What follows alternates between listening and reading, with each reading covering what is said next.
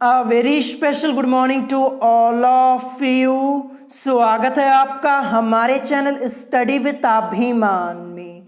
आज मैं आप लोगों के लिए यूपी पॉलिटेक्निक एंट्रेंस एग्जाम 2021 से रिलेटेड एक मोस्ट इंपॉर्टेंट वीडियो लेकर आया हूं। तो चलिए फिर आज की इस वीडियो को स्टार्ट करते हैं। तो आज की इस वीडियो में मैं आप लोगों को आपके एंट्रेंस एग्जाम से रिलेटेड कुछ मोस्ट इंपॉर्टेंट इंफॉर्मेशन डिटेल में बताने वाला हूं। तो चलिए सबसे पहले मैं आपको यह बता देता हूं कि आज की इस वीडियो में हम किन किन टॉपिक्स के बारे में डिटेल में डिस्कशन करने वाले हैं। तो जैसा कि आप लोग अपनी स्क्रीन के ऊपर देख पा रहे होंगे, सबसे पहले आज की इस वीडियो में मैं आपको यह बताऊंगा कि यूपी पॉलिटेक्निक एंट्रेंस एग्जाम में माइनस मार्किंग का पैटर्न क्या होता है। यह क्वेश्चन मुझसे बहुत सारे स्टूडेंट्स ने कमेंट करके पूछा हुआ है और इससे पहले भी मैंने आप लोगों को एक बार बताया था, लेकिन कुछ स्टूडेंट्स अभी भी उनको माइनस मार्किंग का पैटर्न नहीं पता, इसलिए आज मैं आपको एक बार फिर से माइनस मार्किंग का पैटर्न डिटेल में समझा दूंगा। फिर इसके बाद मैं आप लोगों को यह बताऊंगा कि आप लोगों को अपना टारगेट कितने मार्क्स का बनाना चाहिए, यानी आप लोग कितने नंबर ले आए कि आपका एडमिशन एक अच्छे गवर्नमेंट कॉलेज में हो जाए। इस टॉपिक पर भी हम डिटेल में डिस्कशन करेंगे। फिर इसके बाद मैं आपको यह बताऊंगा कि ऑनलाइन एग्जाम कैसे होता है, आप लोगों का पेपर कैसा आ सकता है इस बार, इस टॉपिक पर भी हम डिटेल में डिस्कशन करेंगे। फिर वीडियो के लास्ट में मैं आपको यह बताऊंगा कि ग्रुप ए की बेस्ट ब्रांचेस कौन कौन सी हैं। यह क्वेश्चन मुझसे बहुत सारे स्टूडेंट्स ने कमेंट करके पूछा हुआ है। तो चलिए वीडियो को स्टार्ट करते हैं और हम आते हैं अपने पहले टॉपिक पे। तो पहला टॉपिक हमारा यह है कि यूपी पॉलिटेक्निक एंट्रेंस एग्जाम में माइनस मार्किंग का पैटर्न क्या होता है। तो सबसे पहले मैं आप लोगों को यह बता दूं कि यूपी पॉलिटेक्निक एंट्रेंस एग्जाम में माइनस मार्किंग होती है, यह आप सबको ध्यान रखना है। बहुत सारे स्टूडेंट्स मुझसे कमेंट करके पूछते हैं, तो मैं आपको बता दूं कि माइनस मार्किंग आप लोगों की होती है। मैं आपको यहां पे एग्जांपल के तौर पे समझाने जा रहा हूं, बहुत ही ध्यान से समझिएगा, एक बार में ही आपको समझ में आ जाएगा कि माइनस मार्किंग का पैटर्न क्या है यूपी पॉलिटेक्निक एंट्रेंस एग्जाम में। तो एग्जांपल के तौर पे आप मान लीजिए कि आप लोग एंट्रेंस एग्जाम देने के लिए गए। तो देखिए, आप सब लोग जानते हैं कि आप लोगों के एंट्रेंस एग्जाम में टोटल 100 क्वेश्चंस पूछे जाते हैं और एक क्वेश्चन आपका कितने नंबर का होता है? 4 नंबर का एक क्वेश्चन आपका होता है। और टोटल कितने क्वेश्चन पूछे आते हैं? 100 क्वेश्चंस पूछे आते हैं। तो पूरा पेपर आप लोगों का कितने मार्क्स का होता है? 400 मार्क्स का आप लोगों का पूरा एंट्रेंस एग्जाम होता है। तो एग्जाम्पल के तौर पे मान लीजिए आप लोग अपना एंट्रेंस एग्जाम देने गए, ठीक है, और आपने अपना क्वेश्चन नंबर फर्स्ट देखा, ठीक है, और उसको सॉल्व किया। तो अगर आप एक क्वेश्चन सही करते हैं, जैसे मान लीजिए पहला क्वेश्चन आपने अपने पेपर में देखा और उसका आंसर आपने करेक्ट कर दिया, तो आपको कितने नंबर मिलेंगे? 4 नंबर मिलेंगे। फिर इसके बाद आपने दूसरा क्वेश्चन सॉल्व किया, उसका भी आंसर आपने करेक्ट कर दिया, तब भी आपको 4 नंबर मिलेंगे। यानी 2 क्वेश्चन लगातार आपने सही कर दिए, आपको कितने नंबर मिल गए? 2 क्वेश्चन के 8 नंबर मिल गए। फिर इसके बाद आप तीसरा क्वेश्चन सॉल्व करने के लिए जाते हैं और आप क्या कर देते हैं? तीसरे क्वेश्चन को आप यहां पे गलत कर देते हैं। तो तीसरा क्वेश्चन जो आपने गलत किया वो भी तो 4 नंबर का था, ये 4 नंबर तो यहां से गया ही गया, ठीक है, ये 4 नंबर तो अब आपको मिलने वाले नहीं, क्योंकि तीसरा क्वेश्चन आपने सीधे सीधे गलत कर दिया है। फिर इसके बाद ये दोनों क्वेश्चन मिला करके जो आपको 8 नंबर मिले हुए थे, इस 8 नंबर में से क्या हो जाएगा?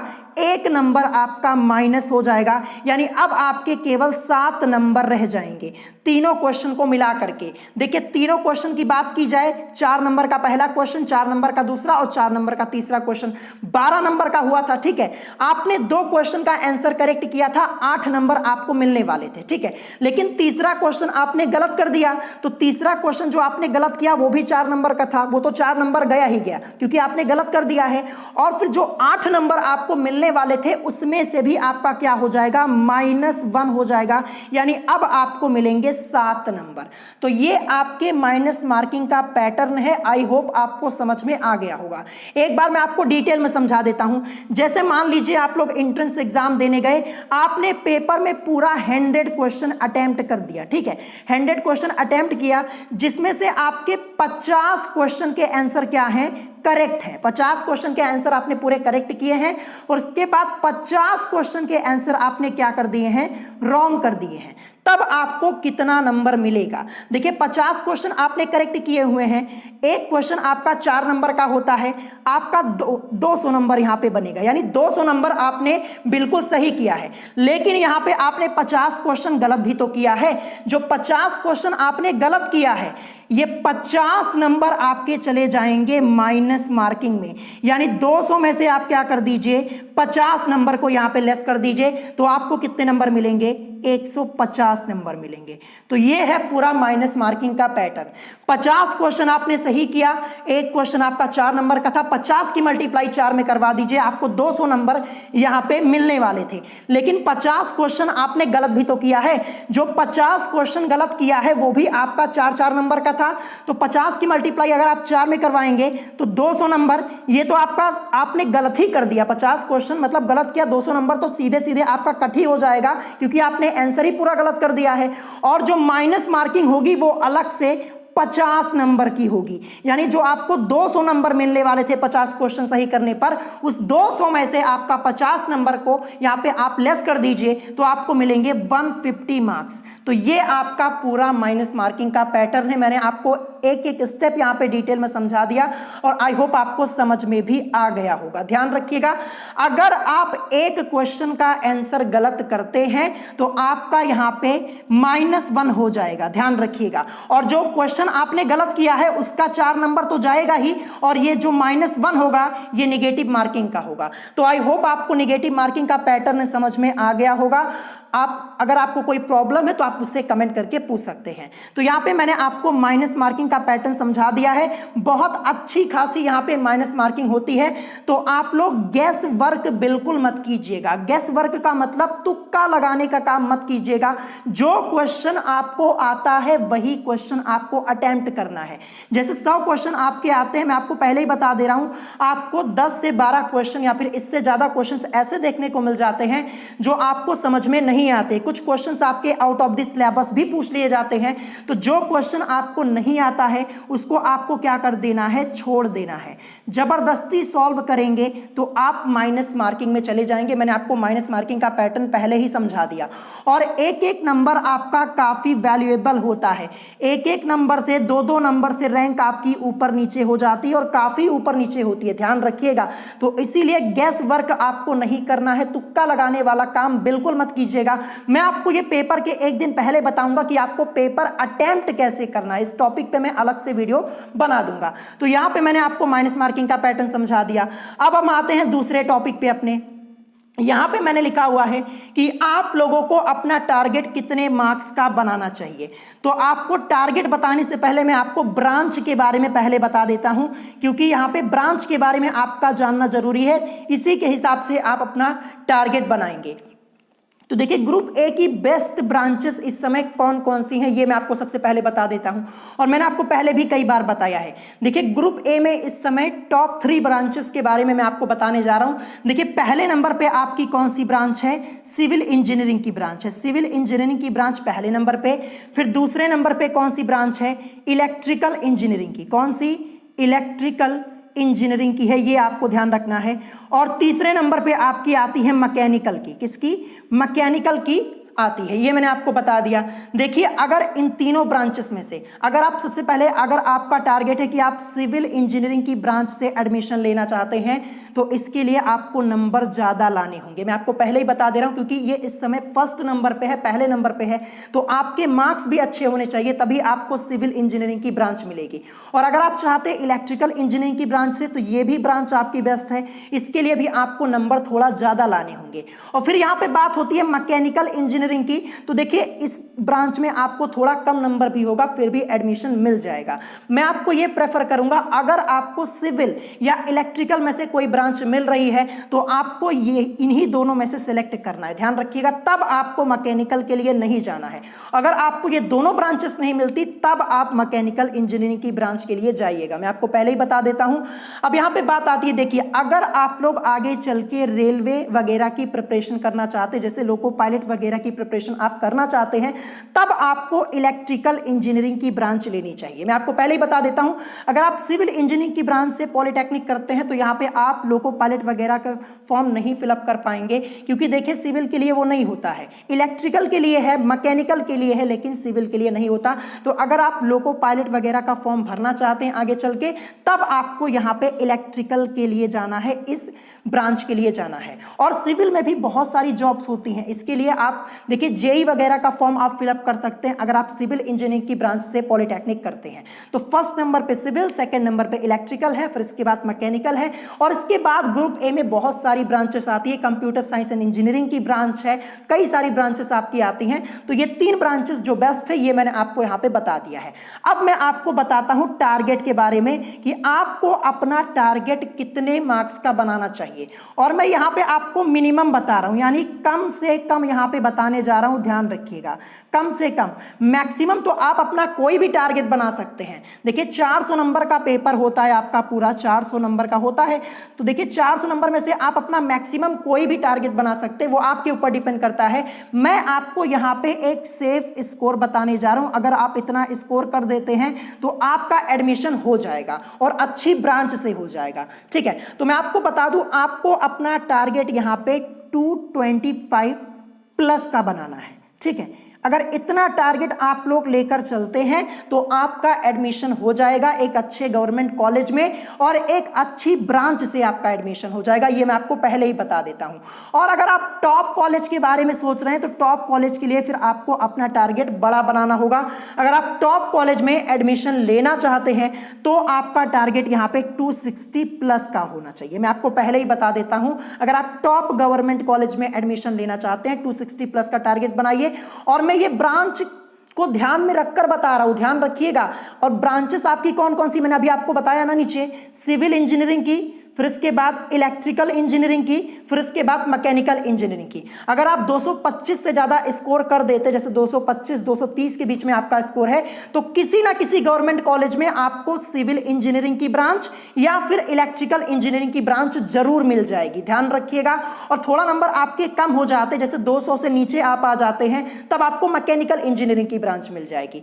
देखिए ये मैं आपको नॉर्मल गवर्नमेंट कॉलेज के लिए बता रहा हूं, और वैसे भी मैंने आपको पहले ही बता दिया है, टॉप गवर्नमेंट कॉलेज और नॉर्मल गवर्नमेंट कॉलेज में कोई खास अंतर नहीं होता है। मैंने आपको इस टॉपिक पे अलग से वीडियो पहले से ही बना के आपको बता दिया था कि कोई खास अंतर नहीं होता है। बस देखिए पॉलिटेक्निक में एक ही बात मैटर करती है कि आप किस ब्रांच से पॉलिटेक्निक कर रहे हैं।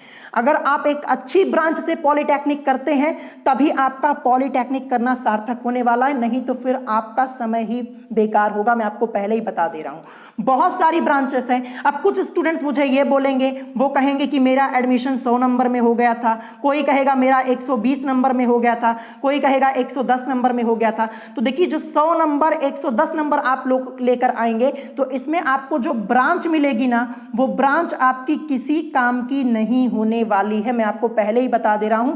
तो 100 110 120 130 ये सब टारगेट मत बनाइएगा, नहीं तो फिर आपका कोई फायदा होने वाला नहीं है, ब्रांच आपको अच्छी मिलेगी नहीं, तो फिर पॉलिटेक्निक करने से भी आपका कोई फायदा नहीं होने वाला है, मैं आपको पहले ही बता दे रहा हूं। तो एक सेफ स्कोर मैंने आपको यहां पे 225 प्लस का बताया हुआ है, ये आपका एक क्या है, ये आपका सेफ स्कोर है। अगर इतने मार्क्स आप ले आते हैं तो आपका एडमिशन किसी ना किसी अच्छे गवर्नमेंट कॉलेज में हो जाएगा और आपको सिविल या इलेक्ट्रिकल में से एक ब्रांच भी आपको मिल जाएगी। देखिए पॉलिटेक्निक में कैटेगरी वाइज ब्रांच मिलती है, कैटेगरी वाइज आपका एडमिशन होता है, और इस टॉपिक पर मैंने अलग से वीडियो पहले ही बनाई हुई है। कैटेगरी वाइज मैंने आपको नंबर बताए हुए हैं कि जनरल कैटेगरी को कितने मार्क्स पे सिविल या इलेक्ट्रिकल इंजीनियरिंग की ब्रांच मिलेगी, ओबीसी कैटेगरी को कितने नंबर पे सिविल और इलेक्ट्रिकल इंजीनियरिंग की ब्रांच मिल सकती है, ये भी मैंने बताया हुआ है, और एससी एसटी कैटेगरी के लिए भी मैंने बताया हुआ है। यानी कैटेगरी वाइज मैंने आपको नंबर पहले ही बता दिए हैं। अगर आप लोगों ने वो वीडियो नहीं देखी है तो उस वीडियो की लिंक मैंने आप लोगों को इसी वीडियो के डिस्क्रिप्शन बॉक्स में दे दी है। आप डिस्क्रिप्शन बॉक्स में जाइएगा, वीडियो के लिंक पे क्लिक कीजिएगा, डायरेक्ट आप उस वीडियो पे पहुंच जाएंगे जहां पे मैंने आपको कैटेगरी वाइज बताया हुआ है कि हाँ इतने इतने नंबर पे आपका आपको सिविल, इलेक्ट्रिकल या मैकेनिकल की ब्रांच मिल सकती है, तो आप उस वीडियो को देख लीजिएगा। तो ये भी डाउट मैंने आपका क्लियर कर दिया है। तो ये मैंने आपको मिनिमम यहाँ पे बताया है। देखिए थोड़ा नंबर ज़्यादा ले आएंगे तो आपको कोई प्रॉब्लम नहीं होने वाली है। मैंने नंबर यहाँ पे थोड़ा बढ़ा के ही बताया हुआ है, ध्यान रखिएगा। और जैसा कि मैंने आपको पहले ही बताया कि पॉलिटेक्निक में यहाँ पे कैटेगरी वाइज आपको कॉलेज अलॉट होते हैं, कैटेगरी वाइज आपका एडमिशन होता है। देखिए यहाँ पे फीमेल कैंडिडेट्स को स्पेशल छूट होती है, मैं आपको पहले ही बता देता हूं। जो फीमेल कैंडिडेट्स होती हैं उनको स्पेशल छूट यहाँ पे मिलती है। कम नंबर में भी उन लोगों को गवर्नमेंट कॉलेज मिल जाता है और एक अच्छी ब्रांच से मिल जाता है। तो कैटेगरी वाइज जो मैंने वीडियो बनाई हुई है उस वीडियो को देख लीजिएगा, डिस्क्रिप्शन में मैंने आपको लिंक दे दी है उस वीडियो की। तो यहाँ पे मैंने मिनिमम मार्क्स आपको बताए हुए हैं। जैसा कि मैंने आपको बताया, अगर नंबर ज्यादा हो जाएंगे तो नुकसान नहीं होगा, अगर नंबर कम आ जाएंगे तब आपका नुकसान होगा, ध्यान रखिएगा। तो ये मिनिमम मैंने बताया है, कम से कम। और मैक्सिमम तो आप अपना टारगेट कुछ भी सेट कर सकते हैं। 260 प्लस का टारगेट बनाइए, 300 प्लस का बनाइए या फिर 350 प्लस का बनाइए, ये आपके ऊपर डिपेंड करता है। मिनिमम मैंने आपको बता दिया, सेफ स्कोर मैंने आपको यहां पे बता दिया है। तो आई होप आपका ये डाउट यहां पे क्लियर हो गया होगा। मैंने आपको एक सेफ स्कोर बता दिया है जो कि 225 प्लस का है। इससे ज्यादा मार्क्स लाने की कोशिश आप लोग कीजिए। अब इसके बाद यहां पे बारी आती है कि ऑनलाइन एग्जाम कैसे होता है और आप लोगों का पेपर कैसा आ सकता है इस बार। देखिए ऑनलाइन एग्जाम को लेकर बहुत सारे स्टूडेंट्स यहाँ पे कंफ्यूजन में हैं कि ऑनलाइन एग्जाम कैसे होता है, मैंने कभी कंप्यूटर नहीं चलाया तो कैसे मैं एंट्रेंस एग्जाम दूंगा। तो देखिए इस सब बात की टेंशन आप लोग मत लीजिए। देखिए सबसे पहली बात, जहां पे आप लोगों का एग्जाम सेंटर होगा, जिस दिन आप लोग एंट्रेंस एग्जाम देने के लिए जाएंगे, वहां पे आपको सभी इंफॉर्मेशन डिटेल में बताई जाएगी कि आपको क्वेश्चन का आंसर कैसे करना है, कंप्यूटर में सब कुछ आपको बताया जाएगा। और वैसे भी कोई यहां पे बड़ी बात नहीं है, आपको एक कंप्यूटर सिस्टम दिया जाएगा, ठीक है, एक कंप्यूटर सिस्टम आपको दिया जाएगा। ये मैं यहाँ पे एक आपकी हेल्प के लिए कंप्यूटर सिस्टम यहाँ पे बना देता हूँ वैसे ही।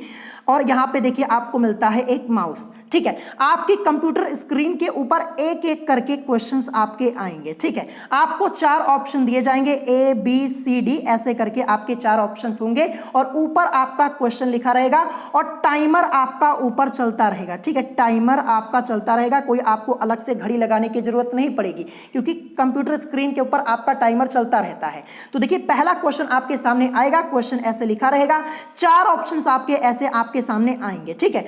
आपको जो आंसर सही लगता है माउस के थ्रू आपको उसी पे क्लिक कर देना है। क्लिक करेंगे फिर लॉक कर देंगे, आपका आंसर यहां पे हो जाएगा। और इसी तरीके से आपके क्वेश्चंस आगे आते हुए चले जाएंगे 1 से लेके 100 तक।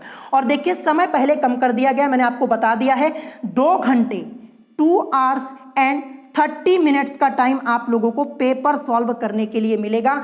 30 मिनट आप लोगों के कम कर दिए गए हैं, मैंने आपको पहले ही बता दिया। और क्वेश्चंस आपके उतने ही हैं, 100 क्वेश्चन ही आपके पूछे जाएंगे। तो यहाँ पे ऑनलाइन एग्जाम में कोई अलग बात नहीं होती, बहुत इजी है। अगर आपने कंप्यूटर कभी नहीं चलाया फिर भी आपको कोई प्रॉब्लम नहीं होगी। एक कंप्यूटर सिस्टम आपको दिया जाएगा, आपके सामने माउस होगा, कीबोर्ड यहाँ पे रहेगा, एक एक करके आपके क्वेश्चंस आएंगे स्क्रीन के ऊपर। इसी माउस के थ्रू आपको क्लिक करना होगा, जैसे जिस ऑप्शन पे आप सेलेक्ट करेंगे वही आपका आंसर हो जाएगा। आप लॉक करेंगे फिर आप नेक्स्ट कर सकते हैं, दूसरा क्वेश्चन आपका आ जाएगा। इसी तरीके से आपको यहां पे पेपर देना, कोई अलग बात नहीं है।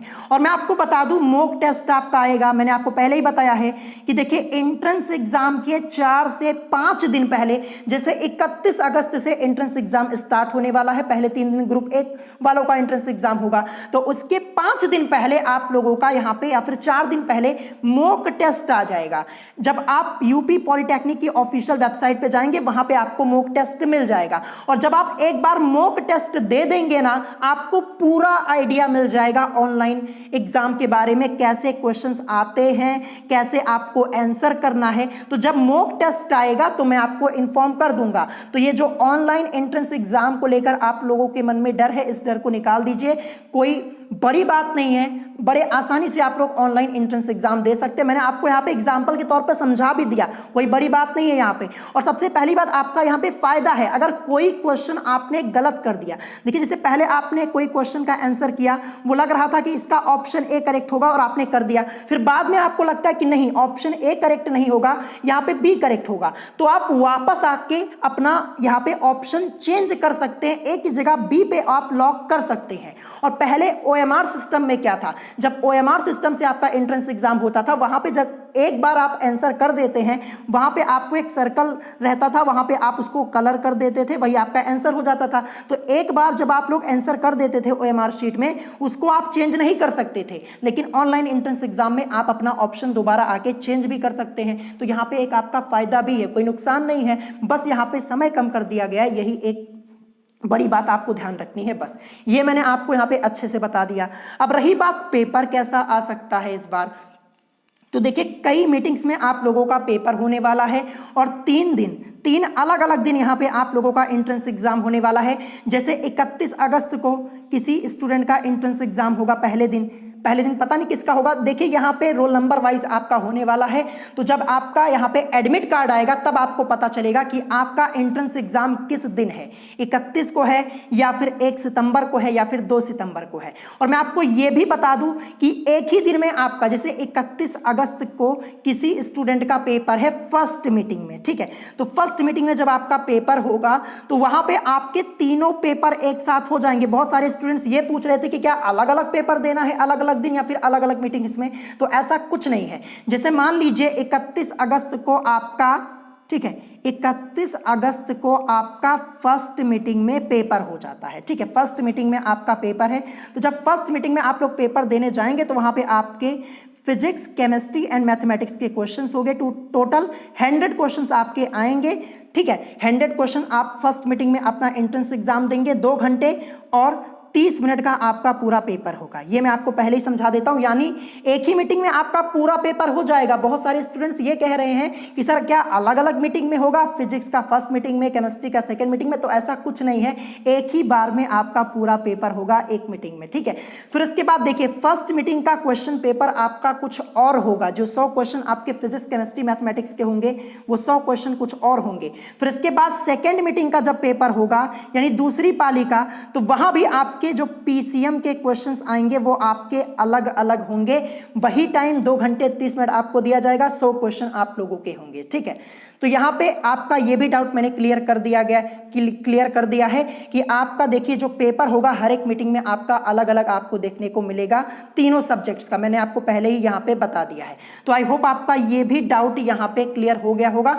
अब देखिए आपका पेपर कब हो सकता है, ये आपको एडमिट कार्ड के थ्रू ही पता चलेगा कि पहले दिन आपका पेपर होने वाला है या फिर दूसरे दिन या फिर तीसरे दिन। देखिए यहां पे स्टूडेंट्स काफी हैं, काफी लोगों ने एंट्रेंस एग्जाम का फॉर्म फिलअप किया हुआ है।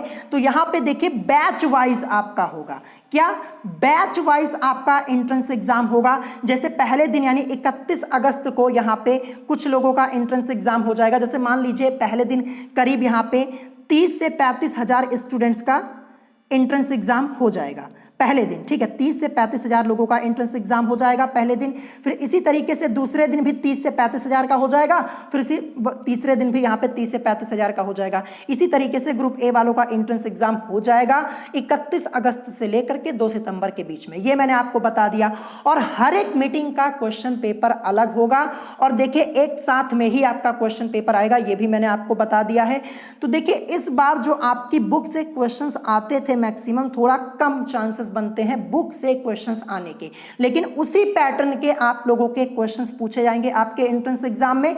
जो आपके सिलेबस में है वही आपके एंट्रेंस एग्जाम में आएगा, कोई सिलेबस के बाहर नहीं आएगा। बस ये है, देखिए इस बार क्वेश्चंस अलग अलग होंगे हर एक मीटिंग के। फर्स्ट मीटिंग का अलग होगा फिजिक्स, केमिस्ट्री, मैथमेटिक्स का, सेकेंड मीटिंग का अलग होगा, थर्ड मीटिंग का अलग होगा। तो क्वेश्चंस आपके डिफरेंट आपको देखने को मिलेंगे हर एक मीटिंग में। तो देखिए आपकी बुक में किसी किसी चैप्टर में, देखिए जब आप केमिस्ट्री वगैरह में चेक करेंगे या फिर फिजिक्स में चेक करेंगे तो किसी किसी चैप्टर में आपके 20 से 25 क्वेश्चन ही दिए गए हैं। तो देखिए पूरे क्वेश्चन आपकी बुक से थोड़ी ना आ जाएंगे, हर एक मीटिंग में अलग अलग पेपर बनेगा। तो क्या 20 से 25 क्वेश्चन ही आपके बार बार हर एक मीटिंग में रिपीट होंगे? ऐसा कुछ नहीं है, आपके बुक के बाहर से भी क्वेश्चन पूछे जाएंगे, ये मैं आपको पहले ही बता दे रहा हूं। तो इस बार आपको अपना कॉन्सेप्ट पे ध्यान रखना है, कॉन्सेप्ट पे फोकस कीजिएगा, सवाल को रटिएगा मत, न्यूमेरिकल्स को मत रटिएगा, सिर्फ कॉन्सेप्ट पे फोकस कीजिएगा, तभी आपका पेपर अच्छे से हो पाएगा। ये तो मैंने आपको पहले ही बता दिया है। तो इस टॉपिक पे हम डिटेल में बाद में डिस्कशन करेंगे कि आपको पेपर कैसे देना है, किन किन बातों का ध्यान रखना है, ये मैं आपको बताऊंगा एंट्रेंस एग्जाम के 2 या 3 दिन पहले। ठीक है, तो यही कुछ बातें आज की इस वीडियो में आप लोगों को बतानी थी। अगर इसके अलावा आपका कोई क्वेश्चन है तो आप उसे कमेंट करके पूछ सकते हैं। अगर वीडियो पसंद आई हो तो वीडियो को लाइक करना मत भूलिएगा और साथ ही साथ हमारे चैनल स्टडी विद अभिमान को सब्सक्राइब करना मत भूलिएगा। तो आज की वीडियो में इतना ही, मिलेंगे नेक्स्ट वीडियो में। Thanks for watching.